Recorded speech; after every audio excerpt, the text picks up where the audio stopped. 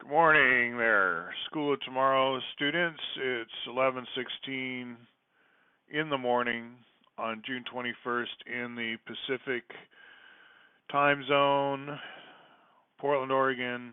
That's where I'm at. And I think you might be wondering, if you're watching this, you might be interested, I'm going to surmise, in some of this geometry I've been sharing, like the Volume 6 rhombic dodecahedron fills space, packs together, sphere inside each one. Disappear the dodecahedron, your spheres are in a packing called the face-centered cubic packing for some reason. I mean, you can describe it that way, but and then tensegrity.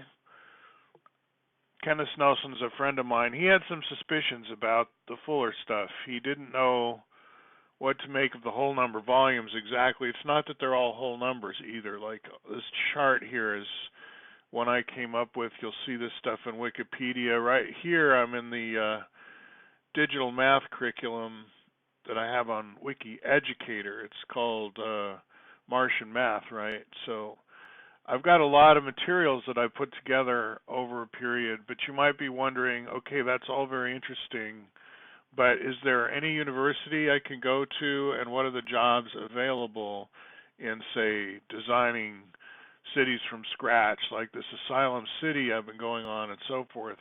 I mean, we see some very ugly looking camps out there that aren't at all, they're not showing cartoons to the kids, they don't have good family life, they're not keeping communities together. There's nothing about these camps that I have anything to do with their planning, or that the Bucky people have anything to do with it. In other words, just because the boomers, like my generation, was exposed to this stuff a long time ago, it's not like it ever kicked in, because they decided instead, like, Fuller was trying to free us from the mortgage system. He wanted us to, have a good lifestyle.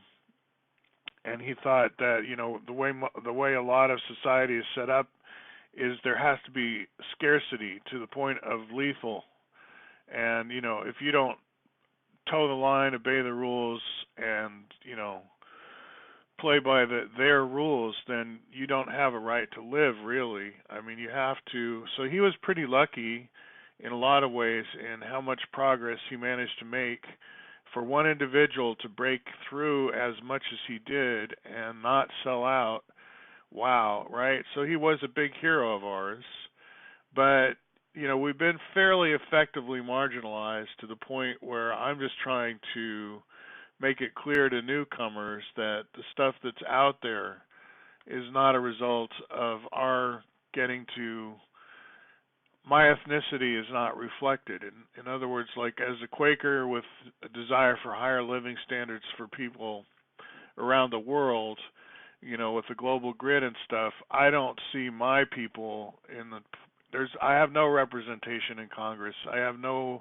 There's nobody in DC who cares about any of this stuff.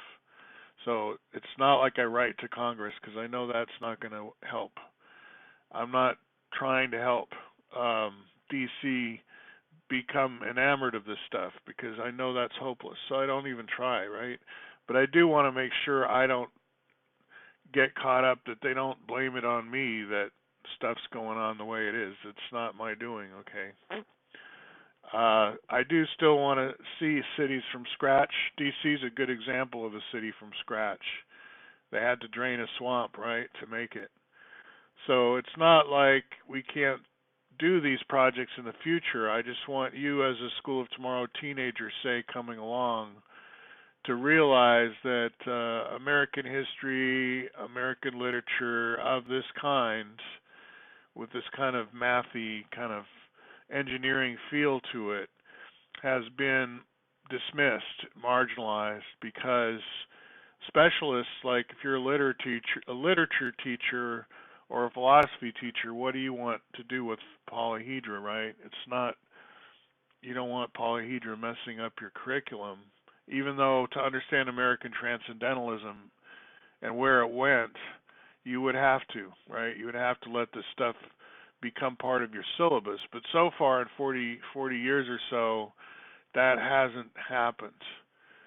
So take that under advisement. Realize that, like when we hear about the global grid now, it's almost always a Chinese idea. They say it's the Chinese who want to do a global grid. It's true, there are Chinese companies who've put out this bold vision, but don't buy the hype that that's because they want to dominate the world. No, I mean, it's like these are old ideas that world game people are very familiar with, right? And we were all on the same page kind of for a while there. We were thinking together. We were not angry with Russia. The Cold War was over, the walls came down. Things were going our way, and then everything changed again, right? Because people saw things were going our way, and that was scary, and they needed to stop it. So right now, we're kind of in a pause point where things have stopped, and let's see what people do next. Be interesting.